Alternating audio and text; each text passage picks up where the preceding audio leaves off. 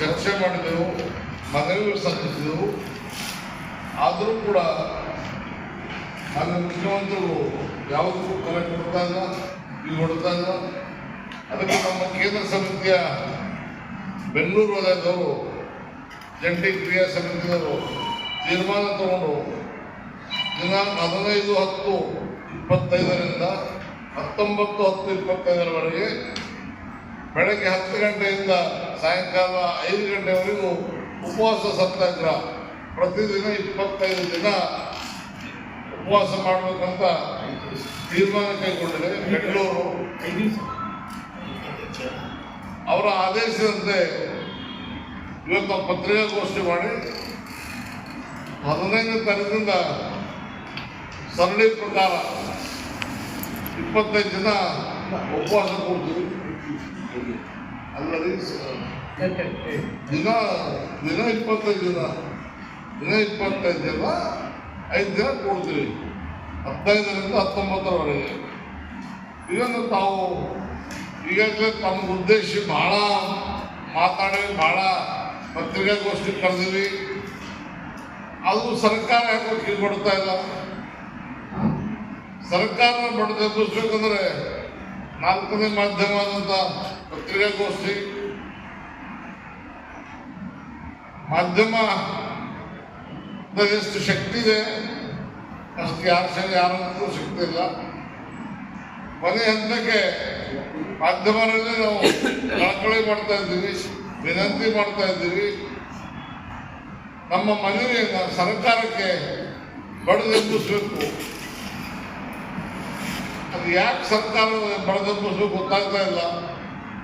ಇದೇ ಮಾನ್ಯ ಸಿದ್ದರಾಮಯ್ಯ ಸಾಹೇಬರು ವಿರೋಧ ಪಕ್ಷದಾಗಿದ್ದಾಗ ಯಡಿಯೂರಪ್ಪ ಸಾಹೇಬರು ಹೇಳ್ತಾ ಇದ್ರು, ಯಡಿಯೂರಪ್ಪರೇ ಅಧಿಕಾರ ಶಾಶ್ವತ ಅಲ್ಲ, ಇದು ನಿಮ್ಮ ಮನೆ ಅಲ್ಲ, ಸಾರಿಗೆ ನೌಕರ ಕಷ್ಟದಲ್ಲಿದೆ, ಅವ್ರಿಗೆ ಸಿಗಬೇಕಾದಂಥ ಸವಲತ್ತು ಕೂಡಲೇ ಕೊಡೀರಿ ಅಂತ ಹೇಳಿದಂಥ ಸಾಹೇಬರು ಸಿದ್ದರಾಮಯ್ಯ ಸಾಹೇಬರು.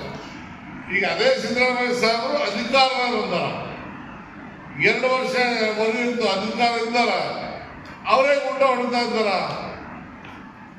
ನಾವು ಕೇಳೋದು ನಿಮ್ಗೆ ಗ್ಯಾರಂಟಿ 5 ಗ್ಯಾರಂಟಿ ವಿಷಯದ ನಾವು ಇಂಟರ್ವ್ಯೂ ಆಗ್ತಾರಲ್ಲ. 5 ಗ್ಯಾರಂಟಿ ನೀವು ಏನೇ ಮಾಡ್ರಿ, 5 ಗ್ಯಾರಂಟಿ ಮುಖ್ಯವಾಗಿ ಶಕ್ತಿ ಯೋಜನೆ ನಮ್ಮದು ಗ್ಯಾರಂಟಿ. ಶಕ್ತಿ ಯೋಜನೆಗಳನ್ನ ನಾವು ಪ್ರತಿಯೊಬ್ಬರು ದುಡಿತಾ ಇದ್ದೀವಿ. ನಮ್ಮ ಶಕ್ತಿ ಯೋಜನೆ ಹೆಸರಿನ ಮೇಲೆ ಇಂಡಿಯಲ್ಲಿ ಪ್ರಥಮವಾಗಿ 500 ಕೋಟಿ ಟಿಕೆಟ್ ಹಂಚಿದೆವು.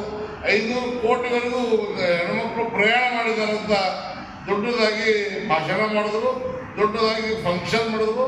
ಮತ್ತು ಅದು ಕಾರ್ಯಕರ್ತರಾದಂದು ಸಾರಿಗೆ ನೌಕರರ ಮಾಡ್ತಾರೆ. ಇದು ಎಲ್ಲದ ನ್ಯಾಯ? ಯಾರು ದುಡಿತೀವಿ, ಯಾರಿಗೆ ಕೂಲಿ ಕೊಡಬೇಕು, ಅದು ದುಡಿದಂಥ ನೌಕರಿಗೆ ಕೂಲಿ ಕೊಡ್ತಾ ಇಲ್ಲ. ಅದಕ್ಕೆ ಎಷ್ಟೋ ಸಾವಿರಾರು ಕೋಟಿ ಖರ್ಚು ಮಾಡಿ ಫಂಕ್ಷನ್ ಮಾಡಿದ್ರು. ಇದರ ಅರ್ಥ ಏನು?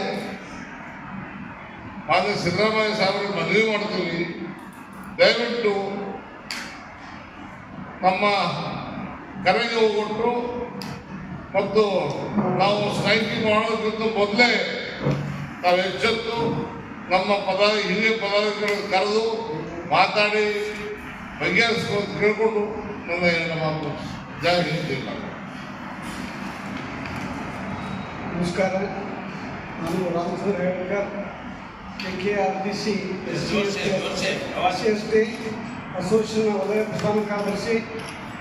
ಇವತ್ತು ನಾವು ರಾಜ್ಯದ 4 ಸಾರಿಗೆ ನಿಗಮದಲ್ಲಿ ರಾಜ್ಯ ಮಟ್ಟದಲ್ಲಿ ನಮ್ಮ ಜಂಟಿ ಹೋರಾಟ ಕ್ರಿಯಾ ಸಮಿತಿಯಿಂದ 15/10/2025ರಿಂದ 14/10/2025ರವರೆಗೆ 5 ದಿವಸ ಗುಲ್ಬರ್ಗ, ಬೆಂಗಳೂರು, ಹುಬ್ಬಳ್ಳಿಯಲ್ಲಿ ನಾವು ಧರಣಿ ಉಪವಾಸ ಸತ್ಯಾಗ್ರಹ ಕೈಗೊಂಡಿದ್ದೀವಿ.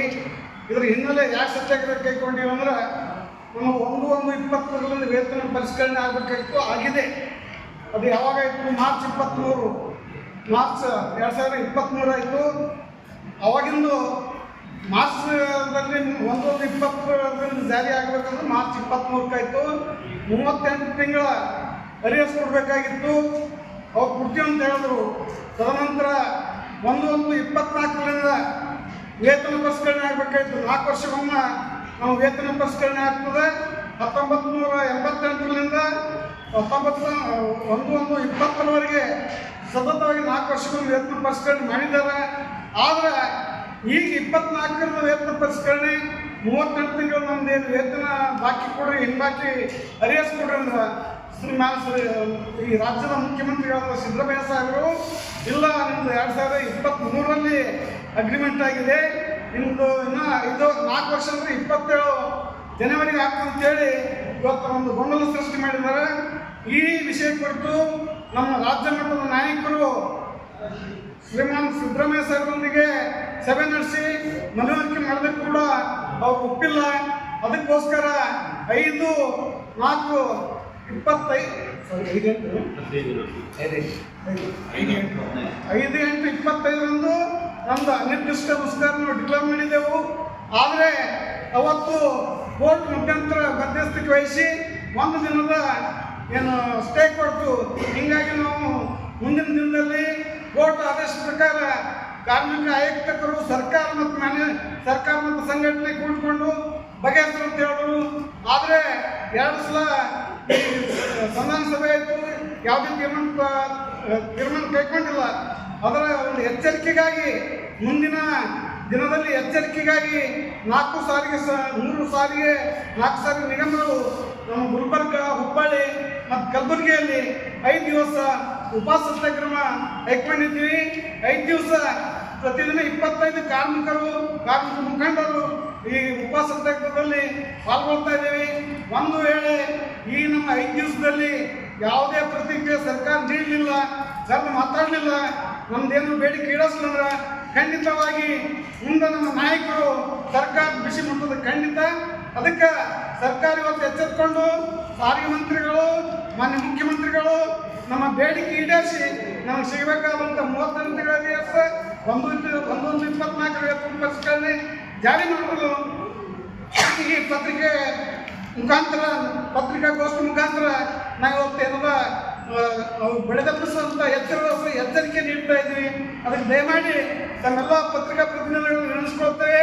ಸರ್ಕಾರ ಕಿವಿ ಮತ್ತು ಕಣ್ಣು ತೆರಿಬೇಕಾದ ತಮ್ಮ ಪಾತ್ರ ಬಹು ದೊಡ್ಡದಾಗಿದೆ. ದಯಮಾಡಿ ಈ ವಿಷಯವನ್ನು ಹೈಲೈಟ್ ಮಾಡಿ ಇದಕ್ಕೆ ಸಹಕಾರ ನೀಡಬೇಕಂತ ಪತ್ರಿಕಾ ಮಾಧ್ಯಮದಲ್ಲಿ ವಿನಂತಿಸುತ್ತಾ ಎಲ್ಲ ಮಾತುಗಳನ್ನು ಧನ್ಯವಾದಗಳು. ಇದೇನೆಂದರೆ ಸರ್ಕಾರ ಮಲತಾಯ ಧೋರಣೆ ಅನುಸರಿಸ್ತಾ ಇದೆ.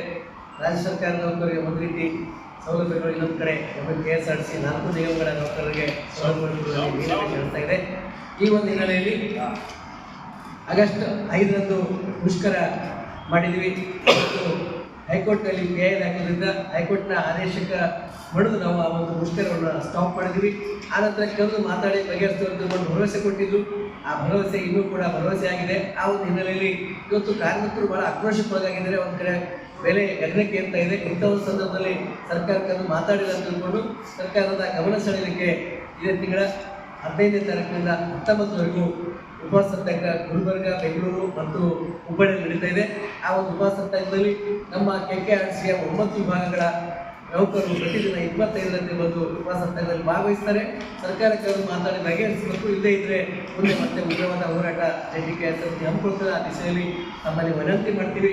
ತಮ್ಮ ಮೂಲಕ ಸರ್ಕಾರದ ಮೇಲೆ ಒತ್ತಡ ಹೋಗಬೇಕು ಮತ್ತು ಸಾರ್ವಜನಿಕರು ಕೂಡ ಗೊತ್ತಾಗಬೇಕು ಅಂತ ತಿಳ್ಕೊಂಡು ಮನವಿ ಮಾಡ್ತಾ ಈ ಒಂದು ಸಂದರ್ಭ ಮಾತಾಡಕ್ಕೆ ಹೋಗ್ಬಿಡ್ತಾರೆ ಅನಿಸ್ತೀನಿ. ಮತ್ತು ಇಲ್ಲಿ ಸಂಬಂಧಪಟ್ಟಾಗ ಏನಾದರೂ ಬೇಡಿಕೆ ಕಷ್ಟ ಇದ್ದರೆ ದಯವಿಟ್ಟು ಕೇಳಬೇಕು ವಿನಂತಿ ಮಾಡಿ.